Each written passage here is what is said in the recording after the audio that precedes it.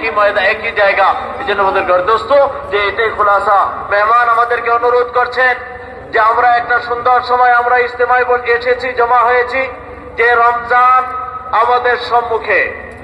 এই রমজানে কোরআন অবতরণ হয়, আর এই রমজান আল্লাহ রাব্বুল ইজ্জত হর বছর এই জন্যই দেন যেন মুসলমান সারা 4 বছর যদি চলে যায় কোরআনের সাথে তার সম্পর্কটা যদি মজবুত হতে না পারে, তাহলে রমজান এই জন্যই দেওয়া হয় যেন এই রমজানের উসিলা করে আপনার আমার কোরআনের সাথে একটা মজবুত সম্পর্ক হয়ে ওঠে।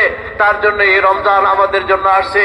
এই জন্য এখন থেকে তৈয়ারি করা, আর এই কোরআনের ব্যাপারে এখন থেকে যত্নবান হওয়া, আর এই কোরআনকে নিজের জিন্দেগিতে আনার এখন থেকে আমরা চেষ্টা করতে হবে। যাহা আমাদের গর্দস্ত সাহাবায়ে কেরামের জিন্দেগি উনি আগে বর্ণনা করেন যে কোরআনকে পড়তেও হবে, আর কোরআনকে বুঝতেও হবে।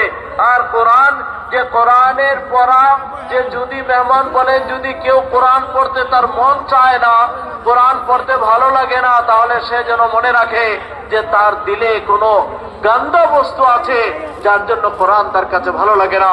যার দিল পরিষ্কার থাকবে সে যতই কোরআন পড়বে ততই তার কাছে ভালো লাগবে।